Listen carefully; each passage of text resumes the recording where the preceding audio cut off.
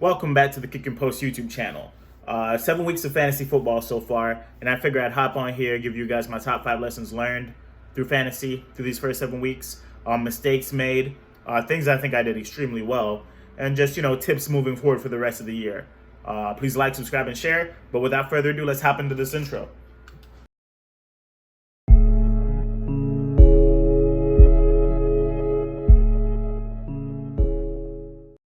So let's get right to it.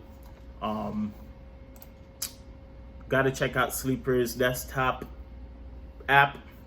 program. In my opinion, it's one of the shakiest out of all the fantasy football platforms. I do think they need to work on it, but I'd like to start with one of my biggest lessons I've learned in fantasy this year, which is be active on the waiver wire. And what I mean by that is don't jump for the most prioritized waiver ad in every league. Try to play the market based on matchups or also potential of backups. So I want to go back to a week where we lost David Montgomery for, I think it was projected 5 to 6 weeks. And the immediate waiver wire ad was Damian Williams based on him getting a lot of the work coming in right after David Montgomery got hurt that game. But one thing I saw in the reports as soon as the game was over was, one, Damian Williams was dealing with a thigh contusion immediately after the game. And in hearing that, I projected possibly that if he's already hurt off of coming in relief of David Montgomery, there's a possibility that he's going to deal with that injury going into the next week. And also, who knows if they'll be willing to commit to Damian Williams getting majority of the touches as that backup running back coming in to relieve David Montgomery from the injury, or if they'll give some touches to a rookie they brought in, Khalil Herbert, to see what they have in him. I think they picked him up in later rounds of the draft. A prospect that, based on the dynasty community, a lot of people were interested in stashing on their taxi squad.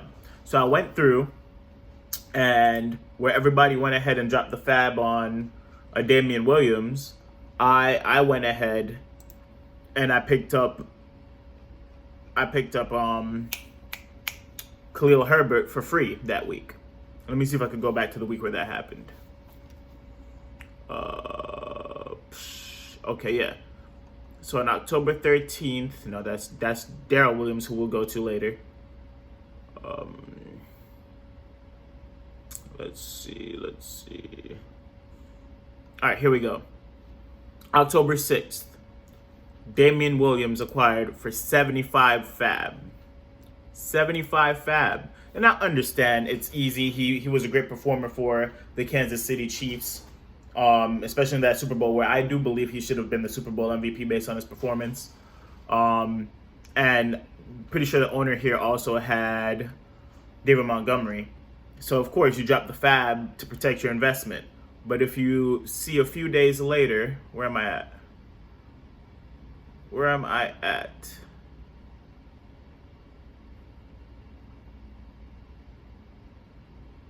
When did I get this man? Was it before that?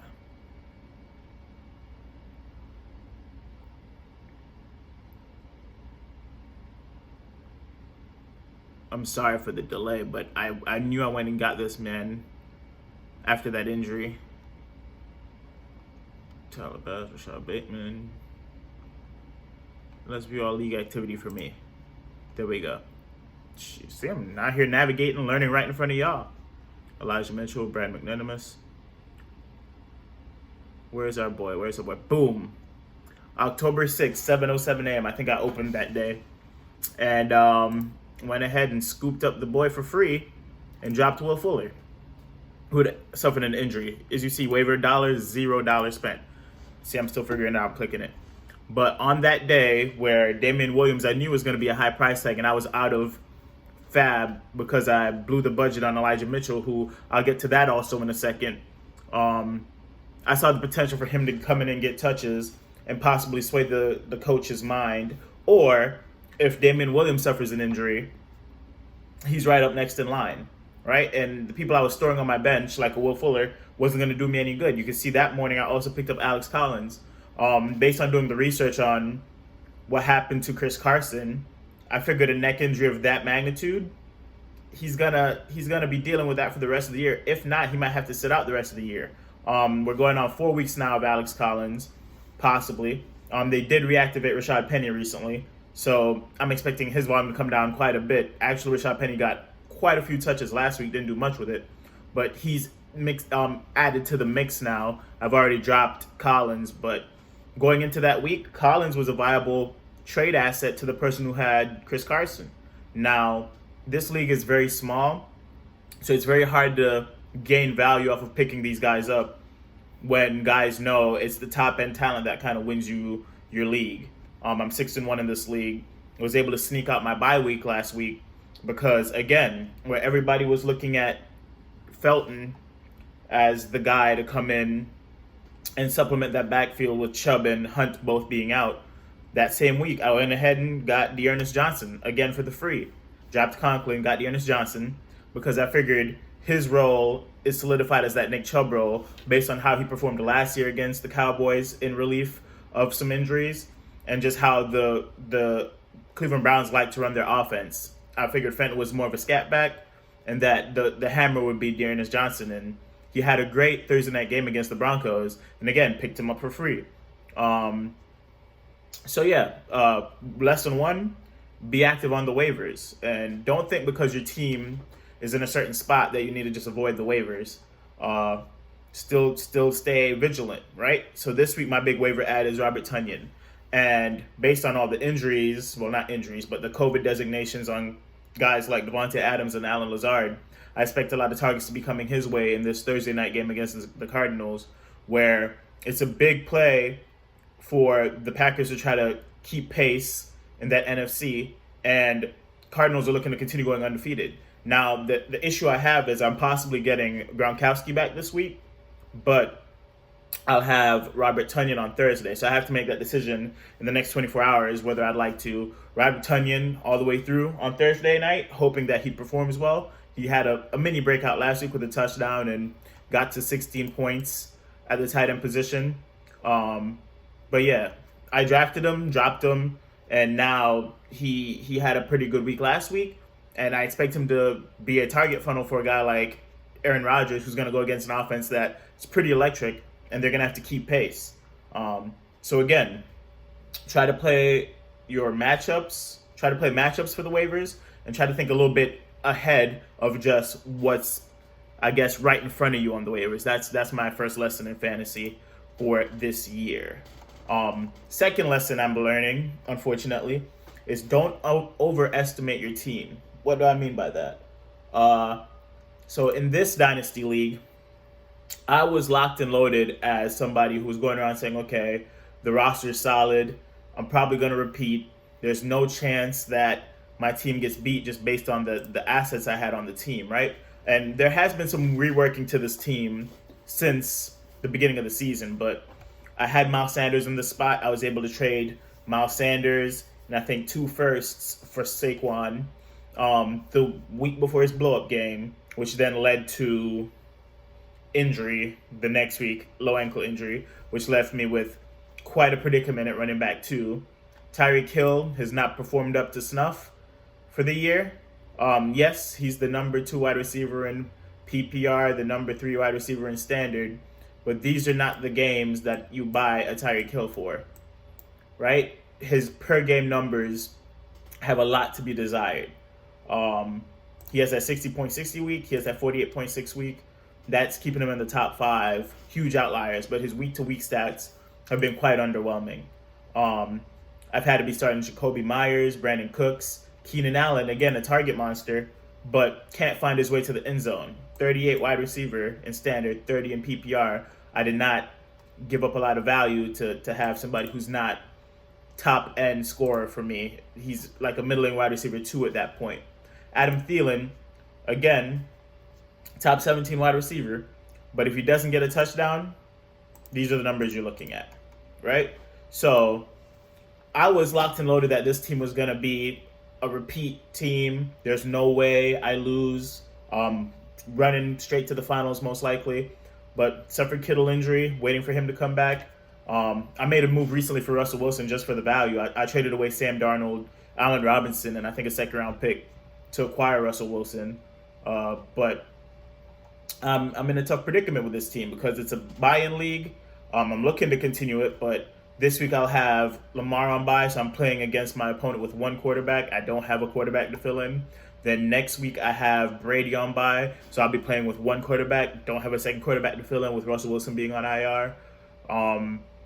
And the league is getting way ahead of me now. So if I fall to 3-6, I'm almost out of the playoff picture because everybody's competitive up here, right? And I still feel somewhat confident at the amount of points I'm scoring. I'm at 1845 points for, but I'm getting handed a rough run of luck on matchups and bye weeks and all of that. Last week I had to start Kenyon Drake, Devontae Freeman, and Lev Bell as players, viable players in my roster. So what I could always say is don't sell off your picks in Dynasty with the belief that your team is going to be this world beater. Don't overestimate your team because at the end of the day, your fantasy is still played on the field, right? So it's not just, oh, these players are preseason ranked at top 5, top 10, so that means you're running to the championship. Unfortunately, that's not how it works. And it's very possible I missed the playoffs. And if you look at my assets, I have no first round pick and no second round pick next year. I have no second round pick in 2023. So I'm in a shaky position rebuild wise. I could try to move off of guys, but I think the team still has potential going forward. And what I should have been doing was playing the waivers on this roster a little bit more. But again, I was so confident in my starting lineup, I kind of neglected the waiver wire, right? If I had gone out there and spent the fab on a Dearness Johnson like I did in that other league, or if I had gone out there and spent the fab on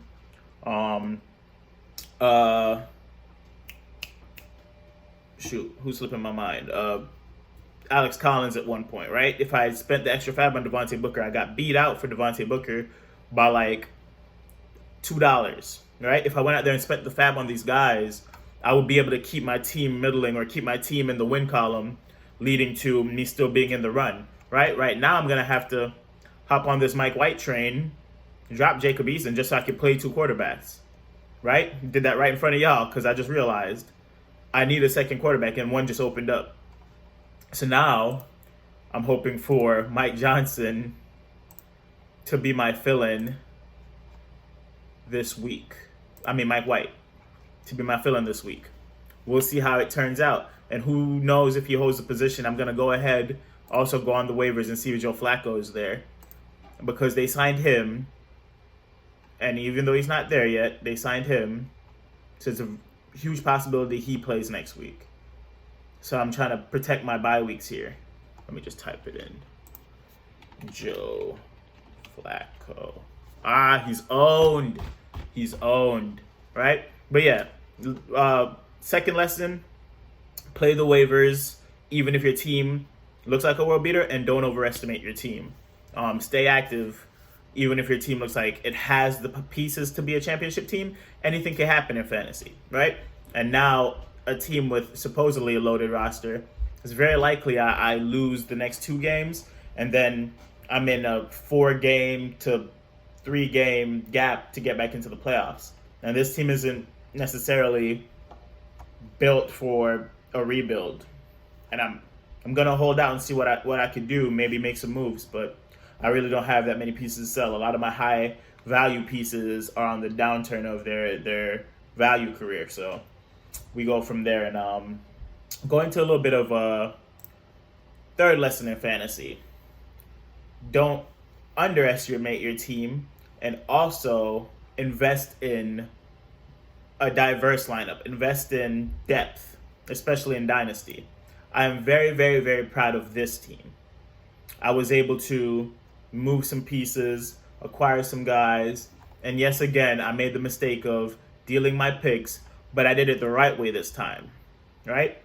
I've acquired quite a bit of value out here on the IR. I have Cam Akers on the IR. I have Montgomery on the IR, who I acquired for Elijah Mitchell last week, because I have somebody in the league who's actually pivoting to investing everything into trying to win this year, right? Even though I'm 6-1 and I could possibly be in that mix as well. Well, actually, I think I'm 5-2. Yeah, I'm 5-2.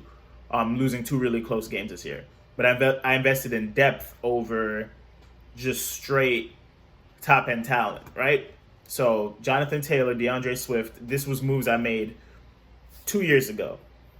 Well, not 2 years ago, last year, because it's the second year of the league. I was able to stock the roster, invested in quite a bit of rookies and rookie talent for aging veterans that I drafted. So I was able to acquire DeAndre Swift and Rager in a trade for, I think it was Julio, who eventually ended up back on my roster. I was trying to move Christian Kirk all off season, wasn't able to do it. Still own him. Looking at Justin Herbert, who I acquired for pennies on the dollar before he even started a game, because I had decided that first year was going to be my year where I just let it ride. I finished out. It was almost like a productive struggle kind of strategy, but I took on all the high value rookies, and now it's paying off for me. Even when I get hit with injuries such as Antonio Brown, I go to the bench, and I have options on who to start. Unfortunately, Allen Robinson's been underwhelming. I'm losing Devontae Adams to COVID this week. Hollywood's on bye, right? But I strongly believe in possibly starting a Christian Kirk this week, right? I've been off of that train a lot, but I believe he's been quite consistent, right? Top 20 receiver. The targets have been there for him. The yards per catch he's looked for in the red zone by a Kyler. And Green Bay secondary that's missing Jair Alexander still, I feel like can be had. So I'm going to go ahead and slide him in there. And if we look at the matchup this week, the projection's a little bit weighted, but the P. Hardy team has been able to put up some intense numbers week to week. He's been keeping up scoring-wise with the rest of the league. And he's running 2 Cardinals as both his running backs. So we'll see how this Thursday night plays out leading into the rest of the week, because with him having his 2 starting running backs playing in this Thursday night game, it's going to be huge to see how they perform against that Green Bay front. Actually, I think it might be the best Thursday night game of the year. So hopefully we'll be able to get some more content surrounded around that Thursday night game, me and Otto predicting how that'll work out, and go from there. But I think that's been my 3 main lessons that I've learned so far through 7 weeks of fantasy. Don't overestimate your roster and sell off all your assets in a dynasty standpoint because you think you have a world-beating team. Play the waivers actively, especially in redraft. Don't just swing for the number 1 waiver wire ad. Kind of swing back to what could happen past that, right? Even though this guy is the top ad, who's behind him? Even though we're looking heavily at a filler and, for example, a tight end spot, whose matchup sways the decision? Yes, CJ Uzomah is probably going to be one of the top waiver wire ads in your league this week, but do we go CJ Uzomah or do we go with Robert Tonyan, where 2 of the huge targets are out for the week, and he could possibly be a week winner for you based on how the game flow goes, right? And then last but not least, invest in depth over trading away all your assets for a big world-beating type team, because you never know when injuries could strike and you start struggling with situation where, well, this isn't a good example because even with injury striking, Otto seems ridiculous, right? But you're struggling to find people to fill in those spots for you, right? Anyway, we're going to keep this moving. We're going to keep talking about all the things we learn week to week, go into setting lineups and how things have worked. I'd like to close this out with reviewing this trade that just went down in this league. Mark Andrews was acquired for Dallas Goedert, Brandon Ayuk, a 4th-round pick, well, 2 4th-round picks. And to be completely honest with you, I am not too against this move. The 4th-round picks are just fodder. They're just there to kind of like sway the needle a little bit, swing the pendulum towards, oh, I'm getting a loaded package. But what this deal really is Mark Andrews and Dallas Goedert and Brandon Ayuk. And I do still have strong belief that a Brandon Ayuk with the right quarterback has potential to blow up. I've seen videos of him running Chris Sprout still getting open and just the offense not flowing well with Ross Dwelly blocking on one side instead of Kittle and Garoppolo mistiming his reads and locking into the receiver that he could trust. But as soon as you're able to get Trey Lance on the field, I feel like Brandon Ayuk's stock is going to go crazy up. And Dallas Goedert not having to put up with Zach Ertz anymore, I feel like that's a good piece to receive in return for Mark Andrews, who has been showing out for the Ravens, especially the last few weeks, with his touchdown scoring ability and everything that Lamar and the Ravens have been doing to throw the ball around.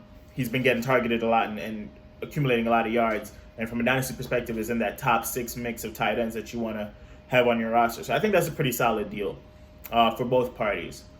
As you can see, the guy who acquired Mark Andrews is all in on trying to win the chip this year. Beat me last week by 2 points, but has been on a good run of I don't want to call it luck because his team's been producing, but on a good run of scoring and doing what he needs to do to make it to the chip. And that acquisition of Mark Andrews is key, right? You're looking at how many percentage of the snaps he's playing, pretty decent. His yards that he's getting targeted, doing really well there.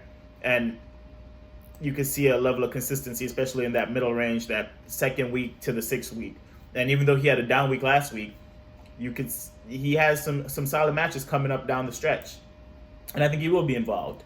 The target number might be down a bit because Rashad Bateman is asserting himself as the wide receiver that they drafted, but I don't think it's a horrible deal. And for somebody like Bobby Woods, who's looking to take the chip in this league, it's a solid move. It's a solid move. He doesn't really need a Goddard, and to move off of Brandon Ayuk if he doesn't believe, that's a smart move. So shouts out to him for that move. But anyway, thank you for tuning in to another Kick and Post video. We appreciate the support. Please like, subscribe, and share. We're going to try to stay more consistent and get you guys more content out.